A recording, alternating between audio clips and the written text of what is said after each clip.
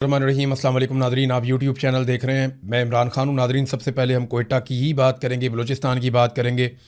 कोयटा का जो कोयला फाटक है उसके पास से मुजाहिरीन का धरना अभी भी जारी है और उनके साथ मैयतें भी हैं। उन्होंने शहदा को अभी तक दफनाया नहीं है और ये शहदा वो हैं जो कौम के ऊपर कुर्बान हुए। पहली मरतबा ऐसा हो रहा है कि जिन पुलिस एहलकारों ने कौम के लिए कुर्बानी दी है, वतन के लिए कुर्बानी दी है, उन्हीं की लाशें रख के उनके घर वाले एहतजाज करने के लिए बैठे हुए हैं। देखें, इससे पहले याद रखिएगा कि जहाँ पे दहशतगर्दों ने किसी को मारा और वो कोई आम लोग थे तो वो एहतजाज करने के लिए बैठे। इससे पहले जो शिया हज़ारा कबाइल हैं कोयटा में, बलूचिस्तान में, वो एहतजाज करते थे और उनका एहतजाज होता था इस नौइयत का, और वो दबाव डालते थे हुकूमत पर कि हमारे मुतालबात माने जाएँ, हमारा बार बार कत्लेआम हो रहा है, और बड़े जायज़ उनके मुतालबात होते थे। इसी तरह से मुख्तलिफ़ जगहों पे जब रियासत जुल्म करती है किसी के साथ तो लोग लाश सड़क पे रख के एहतजाज करते हैं। अब यहाँ बड़ी अजीबोगरीब चीज़ हो गई है कि जो सरकारी मुलाजमीन हैं, पुलिस वाले हैं, उनकी लाशें लेकर लोग सड़कों पे बैठे हुए हैं। और फार्म 47 की जो जाली हुकूमत बनाई गई है वो इतनी बेहिस है कि वो आवाम के दुख और तकलीफ़ से मुकम्मल तौर पर लाताल्लुक़ लग रही है। अब ये जो कोयला फाटक है कोयटा में, इसके मनाज़र मैं देख रहा हूँ, मेरे सामने इधर स्क्रीन पे मौजूद हैं। यहाँ हज़ारों लोग मौजूद हैं इस वक्त, रात के वक्त, और लोग एहतजाज कर रहे हैं। लोग अपने मुतालबात मनवाना चाहते हैं और इनसे बात करने के लिए कोई नहीं आ रहा। मैयतें जो हैं वो वहाँ पे मौजूद हैं। इसके बावजूद हुकूमत में बहुत बेहिसी है। आसिम मुनीर साहब आए, शहबाज शरीफ साहब आए, प्राइवेट जेट्स के अंदर आए, लेकिन इन लोगों को मिले नहीं, इनके मुतालबात सुने नहीं, क्योंकि मामला बड़ा संगीन नौइयत का है। और ये चीज़ें मैं आपके सामने रख देता हूँ। बीबीसी ने इसके ऊपर लिख दिया बाकायदा। पाकिस्तान के मीडिया को तो लिखने की कोई इजाज़त ही नहीं है। ना पाकिस्तान का मीडिया लिख सकता है, ना टीवी चैनल्स के ऊपर बोल सकता है। और पाकिस्तान में जो भी सहाफ़ी इसको रिपोर्ट करेगा उसके साथ क्या होगा, जो सौराब बरकत के साथ हुआ, जो इस वक्त रज़ी ताहिर के साथ हो रहा है, या जो अहमद फरहाद के साथ हुआ। ये हसास तरीन मामलात हैं और इन पर बात करना बहुत ज़रूरी है। अगर आप बात नहीं करेंगे तो पाकिस्तान का नुकसान होगा। अगर आप बात करेंगे तो पाकिस्तान के रियासती इदारे आपका नुकसान कर देंगे, और वो लगातार ऐसा करते चले आए हैं। सहाफ़ियों ने इसको पहले भी बहुत भुगता है, अभी भी भुगत रहे हैं, लेकिन इंशाल्लाह इसका मुकाबला करेंगे। अब सूरत हाल आप ये देखें, बीबीसी रिपोर्ट कर रहा है। बीबीसी ये बताता है कि ये मुख्तलिफ लोगों के इंटरव्यू किए उन्होंने। शम्स रहमान समेत धरने के शुरका का मौक़िफ़ है कि एक दो टैंकियों की हिफाजत के लिए हमारे प्यारों की एक बहुत बड़ी तादाद को मुनासिब इंतजामात और तैयारी के बगैर ज़िले के मुख्तलिफ इलाकों में भेज दिया गया। जबकि अपने भाई आसिफ खान की लाश के साथ धरने में शरीक साबिर खान ने दावा किया कि हमारे प्यारे चीख चीख कर कह रहे थे कि हमें गोलियां पहुंचा दो, लेकिन वो नहीं पहुंचाई जा सकी, जिसकी वजह से वो सारे मौत के मुंह में चले गए। धरना कमेटी के रुकन अब्दुल फयाज, उन्होंने ये दावा किया, ये यहीं पे धरना चल रहा है, उनका दावा सुने आप।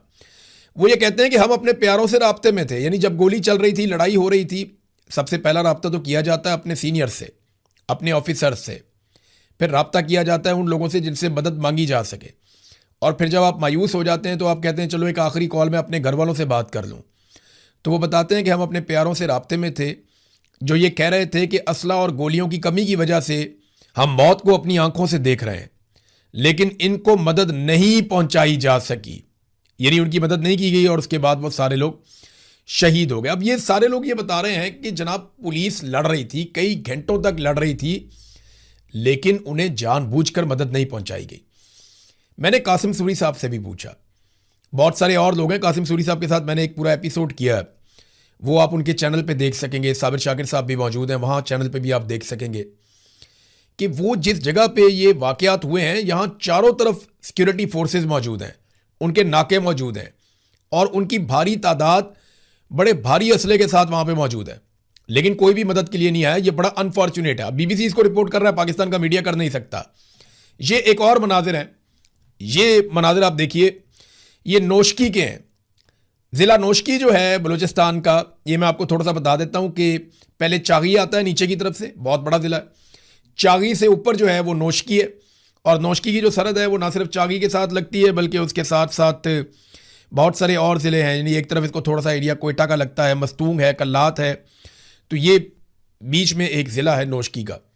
अब वहाँ के मनाजिर आ रहे हैं कि बीएलए वाले पुलिस की गाड़ियों में शहर का गश्त कर रहे हैं, यानी जो सरकार ने गाड़ियाँ लेकर दी हैं पुलिस को, उन गाड़ियों पे कब्जा कर लिया बीएलए ने और वो शहर का गश्त कर रहे हैं। कौन करेगा पाकिस्तान की हिफाजत? कैसे होगी पाकिस्तान की हिफाजत? दहशतगर्द आते हैं, जिस चीज़ का दिल करता है वो लेकर चले जाते हैं, जिस सड़क पे दिल करता है वो नाके लगा देते हैं। और निमटने का फार्मूला हमारा कई दहाइयों से यही है कि एक नई प्रॉक्सी हम बना देते हैं, एक नई ताकत हम खड़ी कर देते हैं, उस ताकत से हम थोड़े बहुत नताइज हासिल करते हैं, अगले दिन वो ताकत हमारे गले पड़ जाती है। तो रियासत की रिट कहीं भी नहीं है। और मुझे बड़े अफसोस के साथ ऐसा कहना पड़ता है कि मुझे ऐसा लग रहा है कि शायद बलूचिस्तान में कोई ये चाहता नहीं है कि रियासत की रिट कायम हो या अमन व अमान पैदा हो जाए, क्योंकि अगर बलूचिस्तान में मुकम्मल अमन व अमान हो गया तो वहाँ के लोग कहेंगे कि सेहत दो, तालीम दो, मादनियात का हिसाब दो, कितनी मादनियात निकल रही हैं, कौन सा मुल्क ले जा रहा है, हमें बताया जाए कि इसमें से कितना माल निकलता है, हमारा हिस्सा कितना है। फिर वो सारा कुछ पूछेंगे, वो जवाब मांगेंगे। जब वो जवाब मांगेंगे तो आप जवाब देना नहीं चाहते, लिहाजा उनको उलझा कर रखो कत्लो गारतगिरी में ही। सबसे आसान तरीका यही हुआ सूडान में, यही हुआ अफ्रीका में, दुनिया में जहाँ पे भी मादनियात निकलती हैं दो तरह के नतीजे आते हैं, या तो वो लोग बहुत खुशहाल हो जाते हैं, या जहाँ पे मादनियात निकलती हैं वो लोग बर्बाद हो जाते हैं। खुशहाल वो लोग हो जाते हैं जो हिस्सेदार बन जाते हैं, और बर्बाद वो लोग हो जाते हैं जिनके ऊपर ताकतवर आकर मुसल्लत हो जाते हैं कि हमने अब ये मादनियात निकालनी है, इनको आपस में लड़ाओ छोटी छोटी बातों पे। तो वहाँ पे ऐसी प्रॉक्सीज तैयार की जा रही हैं जो लगातार आपस में लड़ती चली जा रही हैं। तो कल आप चागी के मनाजिर देख रहे थे, आज आप नोशकी के मनाजिर देख रहे हैं, और मैं हैरान हो रहा हूँ देख कर के रियासत किधर गई।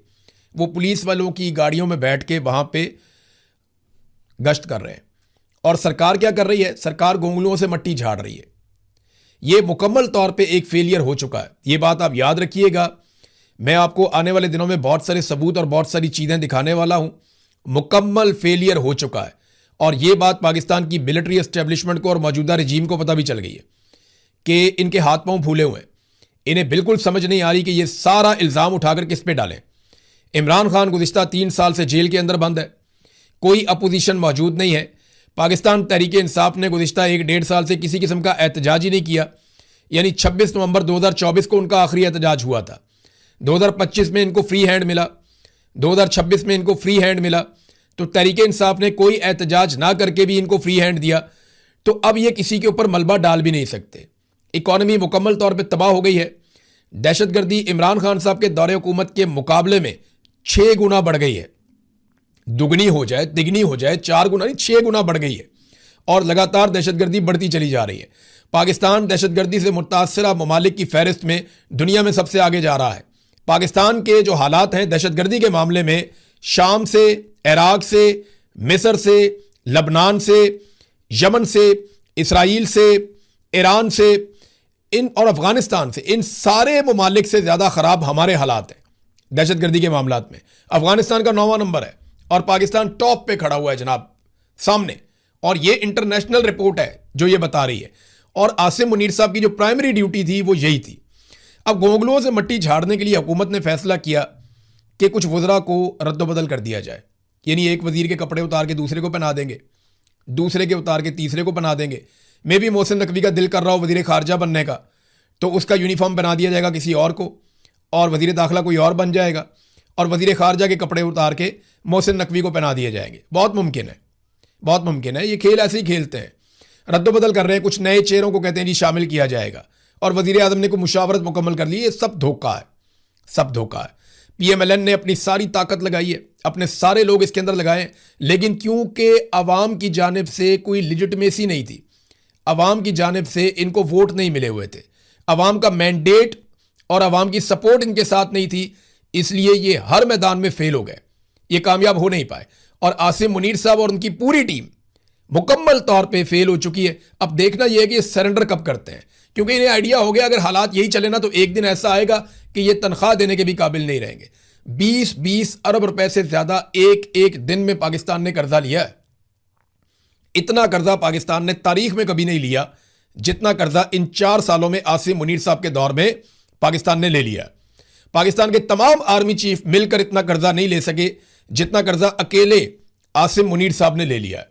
और उसका नतीजा क्या निकला कि पाकिस्तान पे बोझ पड़ गया, पाकिस्तान को फायदा कोई नहीं हुआ। तो आसिम मुनीर साहब और उनकी सारी टीम मुकम्मल तौर पे नाकाम हो गई। और सोने पे सुहागा यह है कि जिस आदमी को तोड़ने के लिए पाकिस्तान को इस बर्बादी की इंतहा तक पहुंचाया गया, वो आदमी इमरान खान इनसे फिर भी नहीं टूटा। ये सोने पे सुहागा इनके लिए। ये इनके लिए जो है वो ज्यादा बड़ी मुसीबत ये है कि इतना सारा कुछ गवा दिया, मुल्क का बेड़ा गर्क कर दिया, इदारे की इज्जत दांव पे लगा दी एक आदमी को तोड़ने के चक्कर में, और वो आदमी इनसे अब तक नहीं टूटा। तो शर्मिंदगी और शिकस्त अपनी जगह पे है, मुल्क की तबाही अलग हो गई है। ये इन्होंने किया पाकिस्तान के साथ। और देखें, असल तब्दीली अगर आपने करनी है ना, तो वो पाकिस्तान की मिलिट्री एस्टेब्लिशमेंट को सोचना पड़ेगा उस तब्दीली के लिए। वो तब्दीली सियासतदानों में करने से कोई फायदा नहीं है। वो तो एक इलेक्शन होगा, सियासतदानों की नई लौट आ जाएगी, अवाम के मैंडेट वाली हुकूमत आ जाएगी, एक इलेक्शन होगा, सारी चीज़ें ठीक हो जाएंगी। लेकिन मिलिट्री एस्टेब्लिशमेंट को ये सोचना है कि क्या इसी गंदे रस्ते पे उन्होंने चलना है, या उन्होंने ऐसे नासूरों से जान छुड़वानी है जो इस गंदे रस्ते के ऊपर लीड कर रहे हैं, पूरे इदारे की बदनामी का बायस बन रहे हैं। अब हामिद खान साहब ने एक स्टेटमेंट दिया, और एक स्टेटमेंट दिया है लतीफ़ खोसा साहब ने। मुझे दोनों का स्टेटमेंट सुन के हैरत हुई है, क्योंकि दोनों ने आसिम मुनीर साहब को बराह रास्त निशाना बनाया।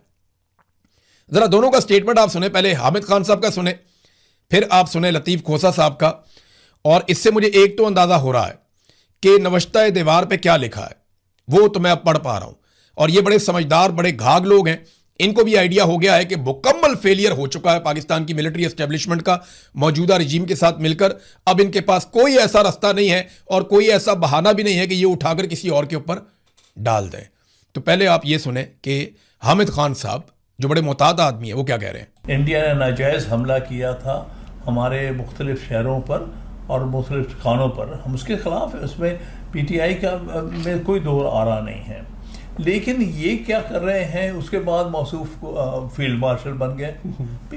तुमने क्या किया, आम दिखाया हमारी एयरफोर्स ने, या तो उसके हेड को फील्ड मार्शल बनाते खुद क्यों फील्ड, और फिर उसके बाद उसका फायदा उठा के आईनी तरमीम करके 5 साल के लिए अपने आप को एक नया ऑफिस पर बैठा लिया। तो हम इसलिए कहते हैं कि देखिए, जो भी अगर कोई आर्म फोर्सेस काम करती है, हम सब आर्म फोर्स के साथ हैं। पाकिस्तान की फौज है, पाकिस्तान की एयरफोर्स है, नेवी है, हम सब साथ हैं, लेकिन उसका सियासी फायदा नहीं उठाना चाहिए। आसिम मुनीर साहब ने फौज का और जंग का सियासी फायदा उठाया और अपने आप को फील्ड मार्शल बना लिया। हालांकि इनका उस जंग में कोई किरदार नहीं था, असल में तो एयरफोर्स ने लड़ाई लड़ी थी, लेकिन इन्होंने सियासी फायदा उठाया और आईनी तरमीम के जरिए से अपने आप को ना सिर्फ फील्ड मार्शल बना लिया, बल्कि 5 साल के लिए नौकरी पे अपने आप को दोबारा बिठा लिया। ये हामिद खान साहब हैं। अब सुने लतीफ़ खोसा साहब हैं, और भी इन्होंने बातें की हैं, बड़ा खुल के, बड़ा वजाहत के साथ इन्होंने कहा जी कि ये जो इस्तिस्ना लिया गया है, ये इस्तिस्ना आइन के मुताबिक है ही नहीं, क्योंकि ये आइन के आर्टिकल्स की खिलाफ वर्जी है। मैं पहले भी आपको कह चुका हूं कि पाकिस्तान का जो पूरा आइन है वो करारदाद मकासद के ऊपर खड़ा है। और करारदाद मकासद क्या है कि मुल्क के आइन में कोई एक भी ऐसी चीज़ शामिल नहीं की जा सकती जो इस्लामी शरीयत के ख़िलाफ़ हो या इस्लामी उसूलों के ख़िलाफ़ हो। तो ये तो इस्लाम ही नहीं मानता इस्तिस्ना में। नबी अकरम सल्लल्लाहु अलैहि वसल्लम ने अपनी साहबजादी के लिए बोला, वहाँ भी इस्तिस्ना नहीं था कि अगर मेरी बेटी भी ऐसा करती तो मैं हाथ काट देता। हज़रत उमर फ़ारूक रज़ियल्लाहु ताला अन्हु ने अपने बेटे को सज़ा दी, और सहाबा इकराम ने अपने लिए इस्तिस्ना नहीं लिया, अपनी ज़ात के लिए इस्तिस्ना नहीं लिया। हज़रत उमर फ़ारूक से वहाँ पे पूछा कि भाई ये कुर्ता आपका, ये दूसरी चादर कहाँ से आई? उन्हें जवाब देना पड़ा। लेट हो गए मस्जिद में, तो वहाँ पूछा गया कि भाई हम इंतज़ार नहीं कर सकते आपका, जवाब देना पड़ा। तो जब खुलफाए राशिदीन जवाब दे थे, तो फिर ये कौन लोग हैं? ये इस्लामी उसूलों के भी खिलाफ है कि आपने आइन में एक ऐसी शिक शामिल कर दी है जो इस्लामी रूह से मुतसादिम है। ये तो उड़ जाएगी जैसे ये नौकरी से जाएंगे ना, ये सवाल ही पैदा नहीं होता। जिस दिन आसिम मुनीर साहब जाएंगे, ये इस्तिस्ना वाली कहानी ख़त्म हो जाएगी और ये किसी काम नहीं आएगी। ये पूरा पाकिस्तान क्या, दुनिया का हर आदमी जानता है, और जो कानून का छोटा सा तालिब इल्म है ना, उसको भी आइडिया है कि इस इस्तिस्ना के पीछे है क्या। तो हामिद खान साहब ने और लतीफ़ खोसा साहब ने जो बातें की हैं ना, उससे मुझे आइडिया हो गया है कि मिलिट्री एस्टेब्लिशमेंट के हालात इन दोनों ने भी पढ़ लिए हैं और बाकी लोगों ने भी पढ़ लिए हैं। जो कश्मीर में हो रहा है वो एक बहुत बड़ी शर्मिंदगी है। वो कश्मीरी जो हमेशा भारत के खिलाफ एहतजाज करने के लिए निकलते थे, इतनी बड़ी तादाद में कभी वो भारत के खिलाफ एहतजाज करने के लिए नहीं निकले जितनी बड़ी तादाद में वो आसिम मुनीर साहब की पॉलिसियों के खिलाफ निकला है। पाकिस्तान के सफारत खाने के बाहर, पाकिस्तान हाई कमीशन के बाहर जितनी बड़ी तादाद में वो निकले, वो आसिम मुनीर साहब की पॉलिसीज के खिलाफ निकले। वो नरेंद्र मोदी की पॉलिसी के खिलाफ इतनी बड़ी तादाद में नहीं निकले जितने आसिम मुनीर साहब की पॉलिसी के खिलाफ निकले। ये सारी चीजें पाकिस्तान के इदारों को कैलकुलेट करनी पड़ेंगी कि सिर्फ एक आदमी की नौकरी, उसके इस्तिस्ना, उसकी जिद के लिए, उसके मफाद के लिए या उसको बचाने के लिए क्या पूरे पाकिस्तान के इदारों की कुर्बानी दी जा सकती है? सवाल है, इसका जवाब अपने गिरबान में देखकर खुद ही पूछ लेना चाहिए, अपने आप से पूछ लेना चाहिए। मुल्क क्यों नहीं चल रहा, इसकी वजूहात भी हैं। देखिए, मैं आपको एक खबर बताता हूं, ये सादी सी खबर है लेकिन इसके अंदर बहुत सारी चीजों का जवाब है। एफबीआर में अरबों रुपए की टैक्स बेज़ाब्तियां हुई हैं और कम वसूलियां की गई हैं।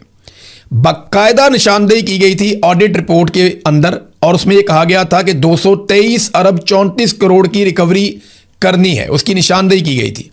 लेकिन उसमें रिकवरी कितनी हुई? 43 अरब की, यानी 350 अरब से जायद की रिकवरी एफबीआर ने की नहीं।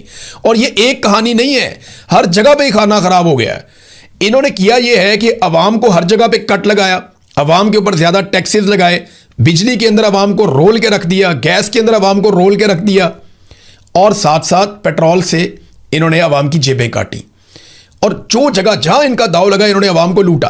कभी शुगर माफिया के साथ मिलकर, कभी गंदम माफिया के साथ मिलकर, कभी आटा माफिया के साथ मिलकर, हर माफिया के साथ मिलकर इन्होंने अवाम की जेबें काटी और अपनी जेबें इन्होंने भरी हैं।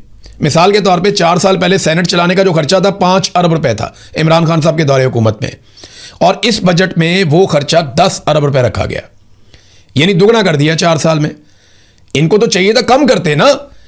शहबाज शरीफ ने कहा था कि हम खर्चा बचा रहे हैं, हम कफायत शारी की एक मुहिम चला रहे हैं। तो जिस वक्त ये कफायत शारी कर रहे हैं तो इमरान खान साहब के दौर का 5 अरब का खर्चा बढ़ा के 10 अरब कर दिया इन्होंने। कौमी असम्बली का खर्चा 8 अरब रुपए था, अब उसको बढ़ाकर 17 अरब रुपए कर दिया गया है। एमएनए की तनख्वाह 1,88,000 रुपए से बढ़ाकर 5,19,000 रुपए कर दी गई है। बाकी सारी तनख्वाहें आपके सामने। पंजाब में इन्होंने कैसे बढ़ाई है? वो सिर्फ एक सूबा है खैबर पख्तूनख्वा, जहां पाकिस्तान तहरीक इंसाफ के वर्कर ने नहीं बढ़ने दी, वरना वो भी तबाही फेर देते। तो इनकी तवज्जो इस तरफ नहीं है। वो तो इमरान खान साहब ने अपने वर्कर को ट्रेंड ही ऐसा किया है कि वो अपनी पार्टी के भी खिलाफ खड़ा हो जाता है। तो तरजीहात जब ये है ना तो तबाही इसी नौयत की आएगी। एक और बड़ी अजीब चीज़ मैं आपको बताता हूँ। समा टीवी है और ये इसके मालिक हैं अलीम खान साहब, आईपीपी वाले, और उनको हुकूमत भी बना कर दी गई गिलगित बल्तिस्तान में पीपल्स पार्टी के साथ मिलाकर। और बहुत मुमकिन है कि आज़ाद कश्मीर में भी ऐसा ही एक खेल खेला जाए। अब अलीम खान साहब का चैनल जो है ना वो मरियम नवाज की हुकूमत की मंजी ठोक रहा है और वो लिख रहे हैं जनाब के लाहौर में हर तरफ कचरे के ढेर हैं, सीवरेज तबाह हो गई है, पंजाब हुकूमत कुछ हमारा सोच ले, अवाम फरियाद कर रही है, बेड़ा गर्क करके रख दिया। तो ये समा टीवी चला रहा है। क्यों चला रहा है?